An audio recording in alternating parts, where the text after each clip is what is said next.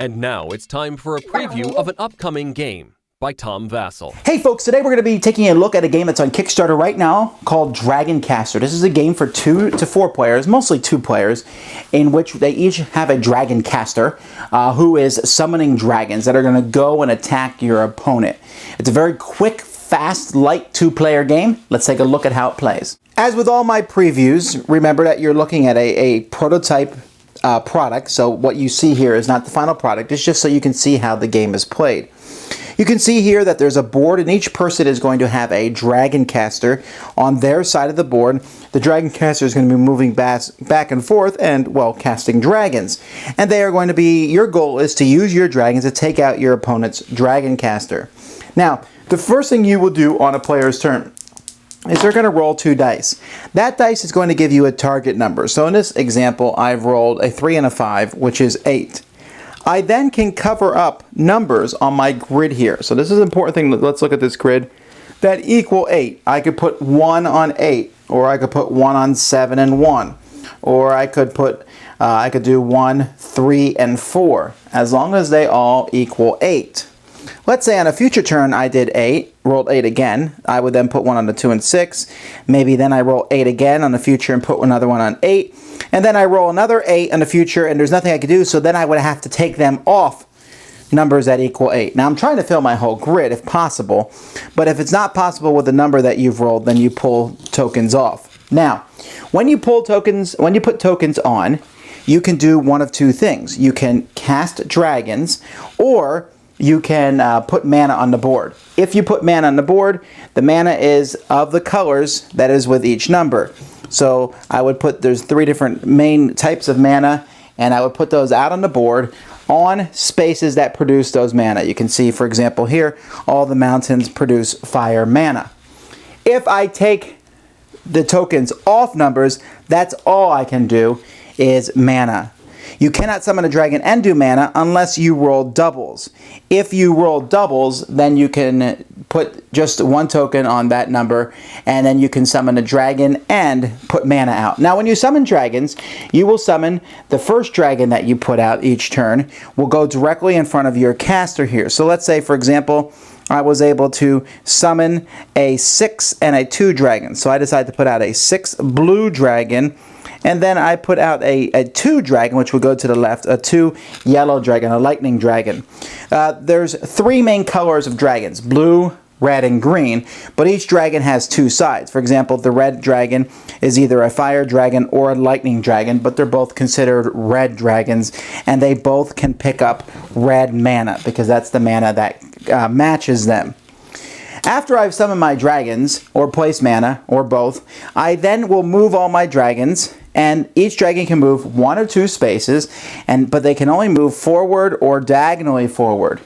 And what I'm trying to do is I'm trying to get my dragons down here to the end so that I can move them onto a space down here, roll dice, get higher than the number on that space, and destroy that space. The opponent summoner cannot move through destroyed spaces, and if I destroy the one where the summoner is, then I've won the game. So if you can put these out, eventually you will corner the summoner into a smaller area. Now, when 2 dragons from opposing sides, one lands on top of the other dragon, there's going to be combat. Each player is going to roll dice and add that to the power number of the dragon. But they will also get a bonus 3 added to that roll, depending on who's better color-wise. For example, if a green dragon's fighting a blue dragon, the green dragon gets +3. But if it's fighting red, the red gets 3. And if red's going against blue, the blue gets +3. Also, dragons, when they pick up mana, they can use these mana for movement, but they can also use them for special abilities. For example, the red dragon can shoot a fireball at another dragon farther away, while the flip side, the lightning one, can turn an opponent's dragon into a barrier. The blue one can use this to move through opponent's dragons, or on the other side, there's the smoke where he'd be able to fight, and on the green one, the mountains, and then on the green using tangle vines or moving through barriers, etc. When you beat a dragon, there's going to be an optional rule where you'll roll a die, and it's possible that you'll be able to put a portal on the board where your new dragons can be summoned from, or at least one, or a speed up token where when dragons move through it, they can go an extra 2 spots. Each player also, at the beginning of the game, will have 3 chips that will give them basically special things that they can do on their turn, depending on where the arrows. So I can shoot an explosive rune, I can do an extra move of +1, I can do magic drain on my opponent. So there's different things that you can do. Now, every time a player fills in the last number of a color on the board. So let's say I do 2, 6, and then I manage to get a token on number 7. They can place a mana onto the large dragons, the elder dragons that are by the side of the board. Whoever places the 3rd mana on that dragon takes that dragon, and they have the opportunity to summon this dragon, which, as you can see, when it's on the board, is very big and very powerful and is considered to be 2 different types. There's also the chance, there will be a chance to put barriers on the board which block your opponent, and if you get a barrier, if you manage to put a barrier into your opponent's end zone, you'll destroy that zone. So there's a lot of things going on, but basically what you're doing is you're summoning dragons, shooting them down the board as fast as you can to take out your opponent's summoner.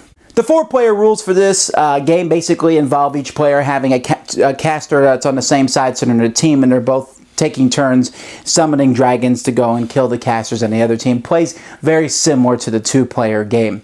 There's some neat things with the rolling the dice and getting that number, then trying to figure out where you're going to put the tokens on the board. That's kind of almost like a little mini game there as you put those tokens out or have to remove those tokens. You'd love to fill the whole thing up, because if you fill it all up, then every dragon on your team gets a free mana of their color, which can be really powerful and really useful.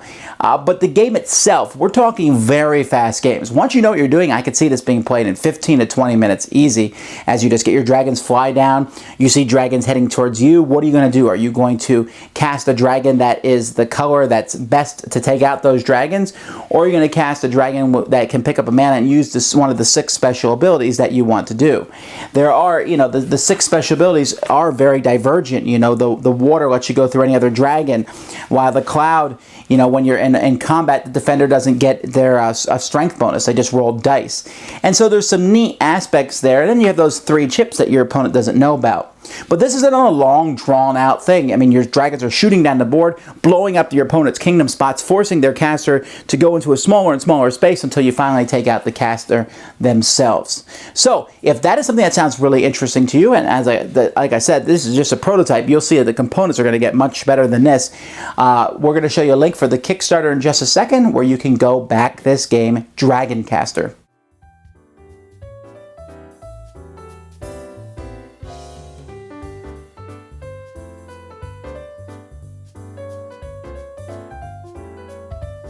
Thanks for watching our review today. For more information about board games, as well as the #1 board game audio podcast, check out Dicetower.com for reviews, interviews, and more. I'm Eric Summerer, and you've been watching The Dice Tower.